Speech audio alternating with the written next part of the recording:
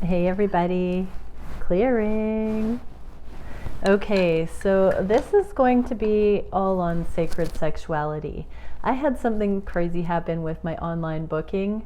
My blocking off of today was removed yesterday somehow with a glitch, and I got a bunch of personal readings this morning, which I followed through with. However, they all had to do with sacred sexuality and a couple of really interesting themes. Now, this does not mean that it is consistent throughout the whole community, but the idea of sexual performance, impotence, not being able to orgasm, feminines, masculines, not being able to be with other partners, not being able to have complete sexual union with counterparts, whether there's some circumstance or even those in union are finding the full sexual connection elusive. Really interesting stuff. So we're going to kind of get into it today.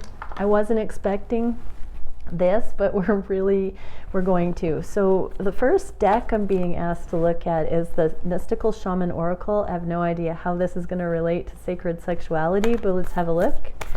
So, I'm being told to light a candle. However, I don't know where my lighter is.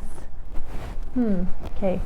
Wouldn't that be cool if I just blew on it and the candle lit? Anyways, yeah, I don't see my lighter. I do not smoke anything, so I never have a lighter aside from candles. Come on, pass a lighter, somebody. Okay, we're going to pretend that candle is going. So let's see, though, what we can regarding sacred sexuality and the twin dynamic. Ooh, Earth.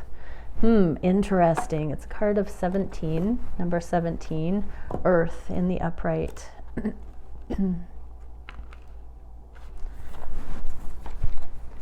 Earth represents the gift of life. What is more sacred than the gift of life through sexuality?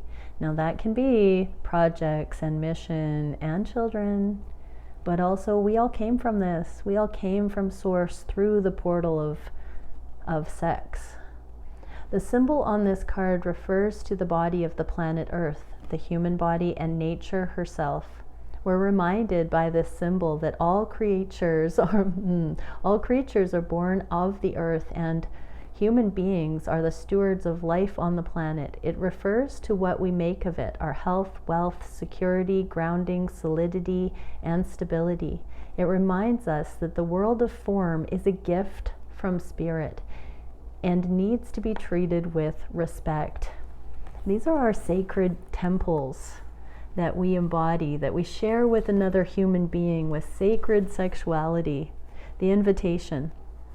When the earth symbol appears, it represents a need to focus on reverence and the appreciation for the natural gifts that are coming to you now and always. The concrete world you inhabit is there by grace of spirit, and you are part of it. Much can be accomplished now when you focus on compassionate, reverent service to the world. If you act with integrity, gratitude, and humility, you will find yourself more prosperous than you can imagine. Success is assured when Earth appears as an invitation. Okay, so this is speaking of the sacred alchemy between divine counterparts, the sexual union, and the purpose of that on the planet. Success is connected with purity in this sense, and twin flames, and I'm not saying that everybody is in a twin flame union, that everybody should strive for it. I don't actually believe that the majority of people will be in a twin flame level relationship in this lifetime. But those who are called to this have a deep service to humanity. In many regards, that aliveness that comes through us takes a priority even over union. But when twins do come into union, the alchemy that is forged in that sacred connection, including the sexual energy or third energy that's created, is so powerful for mission into the world, for the union to be established that is a generator of incredible energy into this earth plane. So it can be harnessed in a way that is not typically understood or celebrated or navigated in our modern societies. Yeah, it's harnessable. So we are getting into mission, blessing, synergy, and all of that. Let's get a card for the masculines regarding this earth energy and sexuality. What can we see for divine? We get divine masculine showing up for the divine masculines. The frequency of divine masculine supports our strong, focused, and active side, allowing it to express itself while helping us bring our dreams, ideas into form with kindness and wisdom. This can all be applied to sacred sexuality, divine masculines watching. This is your birthright as a masculine energy to express yourself freely, while also helping to bring ideas into form with kindness and wisdom. Kindness and wisdom as it relates to sacred sexuality in practical terms is deep discernment of frequencies, alignment with life-affirming things, the wisdom to know what is appropriate for the deepest of spiritual reasons, and the kindness to keep on that edge. Kindness is, I'm being told, is like the upholding of the wisdom. True wisdom is ultimately loving, and kindness ultimately follows suit with what is loving, is what I just heard. So divine masculines, 22 card there. Wow, this is the message of the year 2022, I just heard. What can we see for the divine feminines? Dynamic. The frequency of dynamic supports our ability to harmonize between the layers and aspects of different origin and frequency. It helps us to put together a reality that's made up of many different elements, both familiar and completely new, with ease, grace, and great joy. So this is the receptivity to the new version of the masculine, to the new templates and ways of being on the planet, to the new foundations that are being brought in. This is letting go of the past. Ease, grace, and joy are found in the present moment in releases and acceptances. This is the going with the flow. This is the dynamic alchemy that comes in and harmonizes between the masculine and feminine. So divine feminines, I'm being told that you can receive this divine masculine energy, and that is the bridging requirement to allow what is now the cutting edge of understanding to pass, to cross that bridge. So divine feminines, you are the gatekeepers of this. And you are tasked with allowing certain behaviors and treatments and energies passage or not. Remember, divine feminines, it's up to you. When you don't let yourself down, when you align with masculine energy that is not divine, your intuition knows it. It does not afford success if you say yes to things prematurely or lower vibrational things. You don't have to rush. You don't have to be, I heard bitchy about it. You can just hold your own and be chill in flow, and the good things may pass and be invited in, and the things that are not can be asked to stay at the door. So yes, great joy. Let joy be your indicator of what is for you, what is welcome, what is permitted. Divine feminines. I'm just going to go back to that 17 card again. Oh, I opened right to it. I love it when that happens. Here's that word grace again. The concrete world you inhabit is there by grace of spirit, and you are part of it. And so it is aligning through ease, grace, and joy, divine feminines, that you remember the natural, life-affirming mode of conducting yourself. And you are this feminine, intuitive energy that sets the baseline and the requirement as a natural process for the masculine to align with. So there's something about the feminine consent on the deepest levels. This is a beautiful remembrance for humanity. Consent, as it came out in one of my private readings earlier, is not authentically there if we are unaware of dynamics and baselines, if the trauma is clouding us, if we are under some sort of collective delusion or manipulation. In this new energy, our bodies don't lie, even beyond where our intellect and our emotions can comprehend. Our bodies are not reacting to sexual partners and interactions that are based in anything short of harmonious, especially when we're getting to a certain amount of healing and doing the work. We can no longer engage with things even if we want to. Our bodies don't allow for that. This is really important to understand, that when we have this heightened sexual energy and connection, and it's mutual, there is no mistaking that. Even with twins, if it's not time, the bodies won't respond. That's what I'm hearing. So this is an important public service announcement of energetics and connection.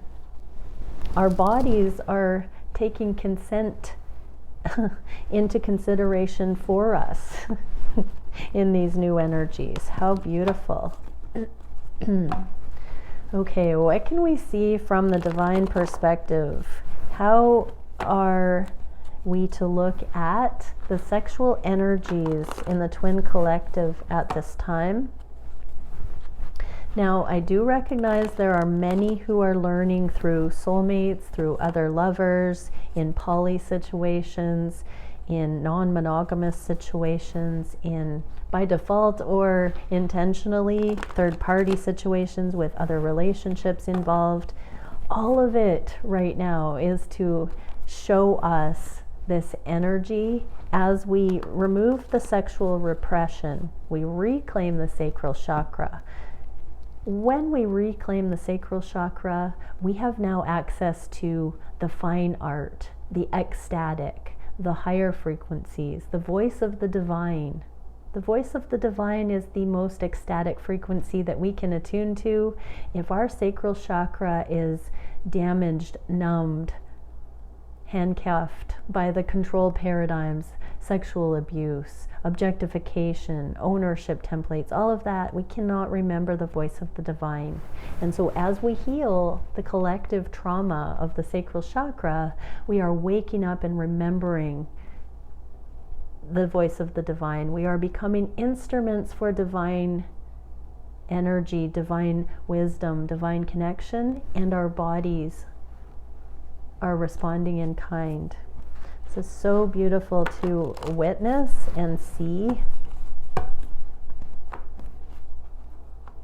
When we allow for our emotions, mind, and bodies to observe reality, to observe the energies through being sensitive to those layers, there is nothing hidden from us. We can be in non-attachment. The work is done for us. It's all self-explanatory. It's all there for our consideration if we have eyes to see. If we get out of our own way, we can see this stuff. So what is it, Divine Creator, that we are meant to be looking at regarding sacred sexuality today when this reading finds you? Consciously in the connections. Okay, and clarifiers. One more pile to shuffle. What can we see consciously regarding sacred sexuality? Okay, prosperity and growth. So we are making headway, I just heard. This is past that 5 of coins, which is the isolation energy. This is where things begin to flourish, where we begin to stride with things, where we can have consent, reciprocity. The 6 of Pentacles is about removing, pruning energies that don't warrant further investment and streamlining towards those that do. So we are learning a thing or two about where to invest our time and energy and our sexual connections. Empathy, I'm open to seeing both sides of a situation. So with sexual attraction, aversion, physical response, emotional response, conscious mind response, empathy is not taking it personally, seeing, exploring, communicating, exchanging what it might be for each involved with an open mind. Some of these things are a little bit more tricky to get to the bottom of. Intimacy is the common theme, however. With empathy, we can look at the dynamics at play and scan any couple's emotional, mental, and physical alignment, looking for what is there to indicate how freely the two are able to express with each other. This is where we can look at any blockages, impasse energy with empathy, and see it as a system malfunction, not as a blame, victimization, or fault.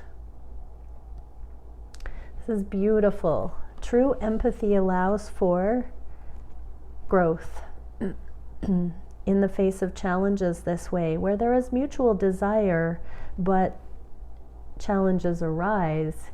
We can find the edges of the blockage this way and be able to move through it into powerful progress.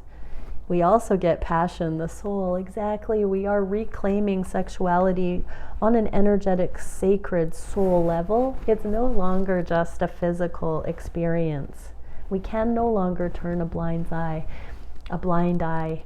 Our physiology was hypnotized and mesmerized by mass manipulation, breeding insecurity, fear, segregation. We were all aligned to kinks. We didn't even know we were aligned to. We were aligned to dysfunctional, repressed sexuality, to quick, instant gratification in many cases. We were not calibrated for true soul level connection. We were taught that it was a physical, animalistic thing only, and that anything more was foolish and didn't exist. We have become too wise for that, and so all of our responses, the divine feminine in particular, is leading this criteria on the planet, reclaiming sacred sexuality. So beautiful. What can we see on the heart space? Oh, unconditional love, balance. I bring a state of perfect harmony into my world, and I do so without judgment. Unconditional love honors self and other. This is the crux of sacred sexuality. You will find nothing more stimulating, exciting than two people who see each other accurately, unconditionally, authentically, without blame. Does not mean sexual interaction before this is able to be reached.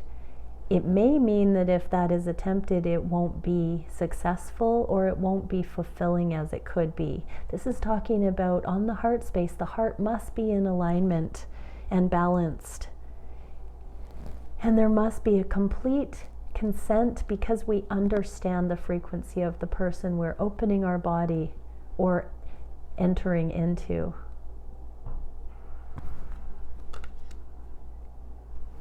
That is what we'll do. And we have protection, cave.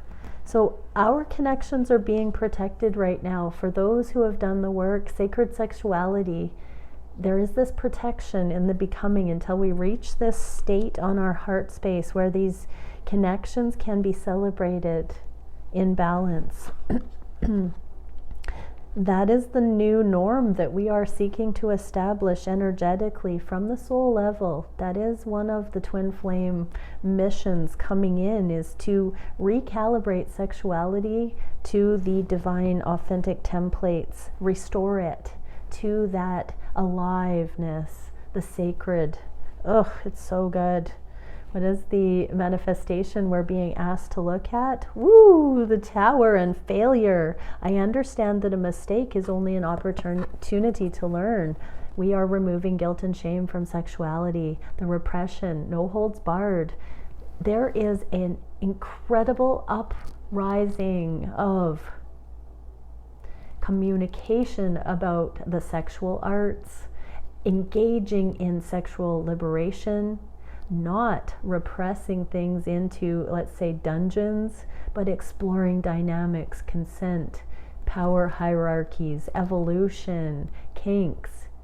All kinks are connected to certain developmental awarenesses. When people evolve through certain understandings of self and other, kinks fall away, just like any addictions. Anything that is not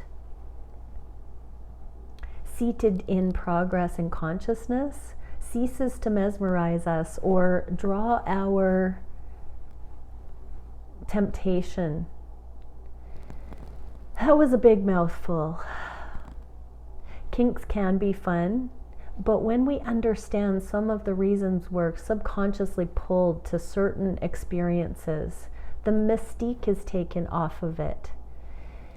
Everything that we're exploring as humans right now is showing us and pointing us to understanding dynamics and energy. And so the whole gamut of sexuality is being overhauled.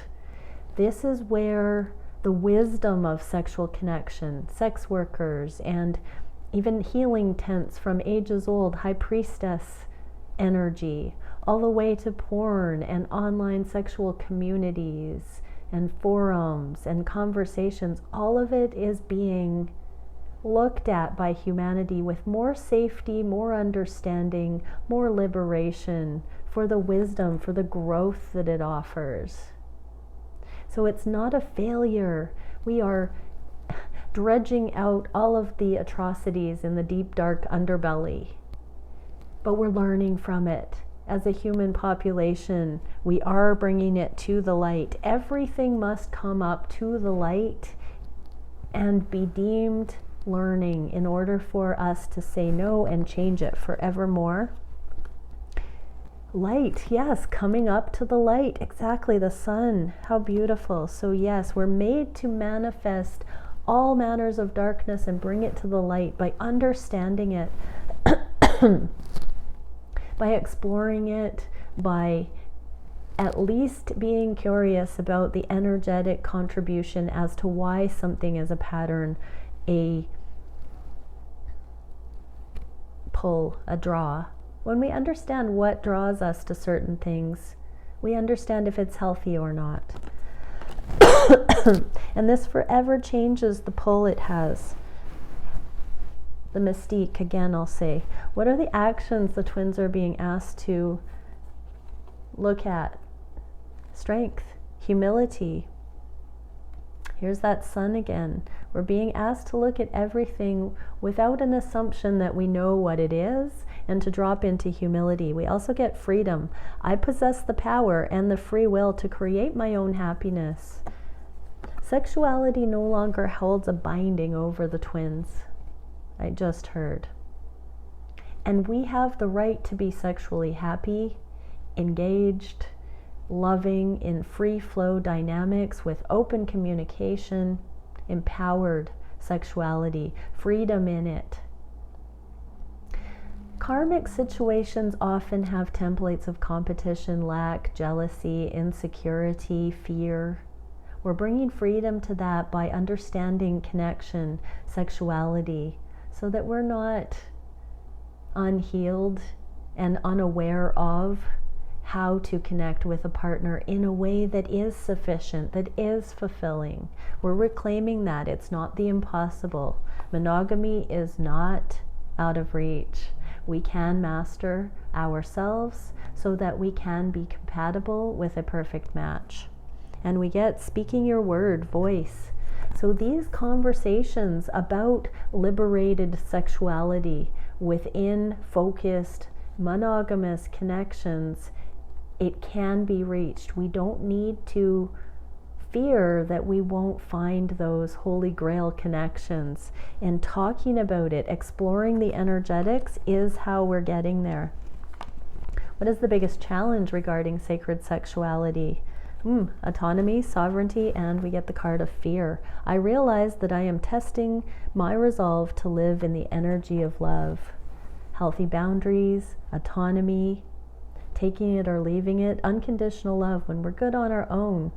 Sometimes in the process of becoming good on our own, we fear we're going to lose things by setting a boundary that works for us. What is the flip of that? Taking what we can get because of scarcity, because we don't feel like we're going to get that opportunity again. I realize that I'm testing my resolve to live in the energy of love. When we experiment through the living of these experiences that we have, we learn firsthand what works and doesn't work. And gradually, we do make progress. When we cut to the chase and look at things in terms of love and fear as the two ultimate decisions, we can really decide what is fear for us, what is love for us. We don't have to go through the experiential in order to know these things. Yeah, there is this very deep invitation to really look at each one of our options in any given moment regarding sexuality as either a motion of fear or love. Be true to thyself and choose love consistently. That will never lead you astray. Purity. Nobody else gets to tell you what is love or fear for you in any given moment. This is where it gets counterintuitive, and each specialist, each twin flame is working the puzzle from a different angle, from a unique perspective, from an individual piece of the puzzle. Each one of us needs to be the governance of our own heart regarding what is fear or love, and become very good at understanding. This is the crux of consent again. When we are doing something out of love, true consent. When it is based in fear, not authentic consent. Wow. What is the solution to this challenge? Knowing ourselves that well, to know what is fear or love for us. Happiness, bliss, joy, ease, grace, and adversity. I accept that challenges are the best way to learn. We are given all of these tests. We sometimes feel like it's a test, but it's actually adversity. It's just contrast. It is just up for our consideration. We don't have to blindly act on everything or be confused about why certain things are brought to us or manifest around us. It is through this adversity that we get to choose. It's because everything is permissible, but not everything is beneficial. And so this is the solution, is seeing everything as refining, everything as an opportunity to refine what our idea of happiness is. Ignition, fire. Here's the soul. This is the flame. This is the new mission for the twins, is to unlock sacred sexuality, chemistry, alchemy, and to explore the themes of this, to bring this message to the world. We are the relationship specialists. Now, I do hear some who are asexual saying we do not need to have the sexual energy involved. It will be a dynamic energy between twins, regardless of how it's navigated. It won't always be in the physical. This can be an alchemy, an alchemical process on the emotional level, on the mental level as well. So take it how it resonates. For I'm hearing 5% of twins are asexual. Okay, for various different reasons, anatomical, biological, physiological, and so on and so on. There are reasons why the sexual connection will not be explored in a typical way. There is a spectrum of this, but it is an alchemizing masculine and feminine. The law of gender still relates. Does not mean just men and women, etc. There is a whole spectrum there too. But the law of gender talks about polarities and the alchemical process that happens when we get a charge between polarities. So yes, adversity teaches us how to hone or calibrate our own home polarity so that we come into truth, refining, this refining fire, purity. We are defining this, we are understanding it, we are embodying it more and more. What can we see for the direction of these connections in the near future? The Hanged Man in the reverse with the bing, I see the light, and relationships. I am attracted to those people who serve my higher good. Love versus fear. How beautiful. So we're seeing the light, that our sexual attraction is now becoming aligned with those who serve our higher good. Amen. Can I hear an amen out there? Everybody say amen. Preach it, Meredithia. My God, I've never done something like that. Okay, comfort. This is the seat of the hearth, the home, the comfort. And I just heard this is where these new star-seeded babies are going to be coming into the twin dynamics. We are not balancing out sacred sexuality so that we can be fuddy-duddy about who we get to sleep with or not. This is literally the foundational motion for the legacy for humanity on the planet for eons to come. This is an ascended motion. We are reclaiming sexuality. We are reclaiming our sacral chakra. We are balancing this out as a gift to the children. Can you imagine a society where children are allowed to be the incredibly creative, embodied, sensual beings who are sensitive to every layer of reality without fear because they trust themselves, they are whole? This is what's coming for the planet. We twin flames are setting the bar for this freedom and to meet our potential as realized beings through not having these mundane concerns of the imbalances of sexual trauma, and to know beyond a shadow of a doubt what our heart chooses, to go forward to what turns us on with full faith and trust that it's good for us. We are reclaiming that circuitry. Oh, what an incredible reading. Okay, I am going to, I guess, pull one more card. I'm being told to pull one more card. So what can we see for the twins that join me here? We're getting a couple. We are getting Lyran Stargate, Ancestry, Courage, Wisdom, and Empathy. There's that card of empathy again. Understanding what it has been for our ancestors. The ancestors. As I was driving, I was out just now, as I was driving home, I literally heard the grandmothers are here, divine feminines, supporting. The grandmothers, divine masculines, are here supporting your sacred sexual becoming. Everybody, the grandmothers are here on behalf of the grandmother ancestors. Specifically the grandmother ancestors. We are reclaiming sacred sexuality. I don't know how that speaks to each, but I was told to specifically say for some who are watching, you have asked for a sign about whether a grandmother is on board with this connection, and boom, there you are. So be it. Okay, so ancestry, courage, wisdom, empathy coming to the forefront.